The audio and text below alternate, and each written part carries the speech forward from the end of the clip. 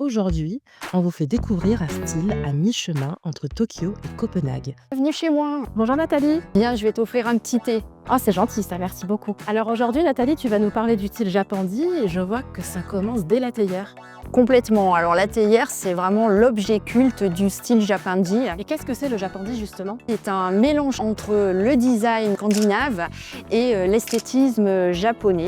Généralement, on connaît le style japandi pour ses couleurs claires, des mélanges de matériaux comme le bois que tu peux retrouver ici au sol, teinte claire, très naturelle. Je vois que ta cuisine est noire. Pourquoi ce choix? Alors c'est un vrai parti pris. On connaît souvent le japandi, encore une fois, pour ses couleurs très claires, mais on le connaît moins dans ce mélange de contrastes forts. Comment tu fais pour apporter de la chaleur dans les intérieurs? Ce que je te propose, c'est d'aller dans la suite parentale pour que je t'explique un petit peu ce mélange de matières et de matériaux. Allez, je te suis. Nous voici dans cette fameuse suite parentale et on retrouve les mêmes codes.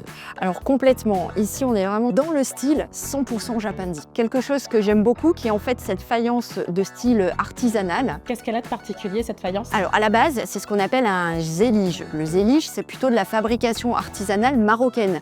Mais elle se marie très bien, de par sa couleur, ce blanc assez terreux, dans le style 100% japandi. Le style japandi, c'est pas simplement une décoration, c'est tout un état d'esprit. C'est un mélange entre la sérénité, le bien-être, la libération des sens. Et tu vas nous montrer comment aménager notre suite parentale dans le style japandi au showroom.p. Oui, Super, je te suis. on y va? Nathalie, ça fait combien de temps que tu es architecte d'intérieur? Un petit peu plus de 15 ans.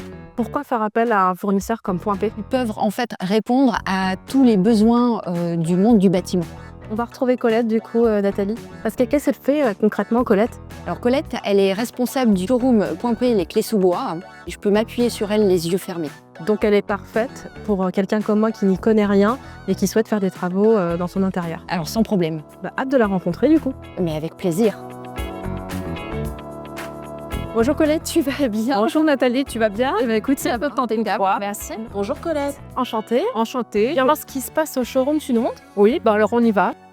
Alors regarde Colette, tu vois, je t'ai préparé une planche de style avec une sélection des matériaux que je souhaite aménager dans cette pièce. Super. Ouais, je veux bien. C'est exactement les matériaux que j'ai commencé à sélectionner. Donc on peut y aller, je vais te les montrer.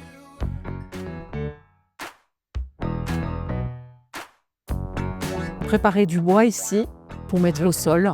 Il est vernis mat, mais on a vraiment l'aspect beau, donc c'est vraiment super agréable à regarder. Ici, je t'ai préparé un grès cérame imitation pierre. Magnifique. Pour le style japandi, je vois qu'il y a des couleurs plutôt douces, comme tu nous le conseillais Nathalie. Colette, on est toujours dans la même veine. On part surtout sur des matériaux nobles tels que le bois, la pierre. Quand c'est au niveau des faïences, on peut jouer avec des couleurs qui sont quand même assez douces et assez tendres. Et qu'est-ce que c'est? Alors ça, c'est super important, c'est la couleur des joints. Le joint, c'est ce qu'on met tout autour du carreau, ici entre les carreaux. Il faut vraiment que la couleur soit complètement discrète et atténuée, donc il ne faut surtout pas encadrer le carreau. Après, ce que je te propose, Nathalie, c'est les profilés qui sont là, puisque j'ai vu que tu avais un angle sortant dans la salle de bain. Oui, les profilés là permettent d'avoir une très jolie finition sur les tranches. Et mieux vaut faire appel à un professionnel pour la pose de carrelage. Alors oui, effectivement, s'entourer d'un professionnel, c'est aussi avoir la certitude d'une pose bien faite et d'une belle finition esthétique. Colette, j'imagine qu'en travaillant chez Point P depuis plusieurs années, Ça fait 28 ans que je suis là. bientôt la trentaine, du coup j'imagine que tu as un répertoire d'artisans pour conseiller tes clients.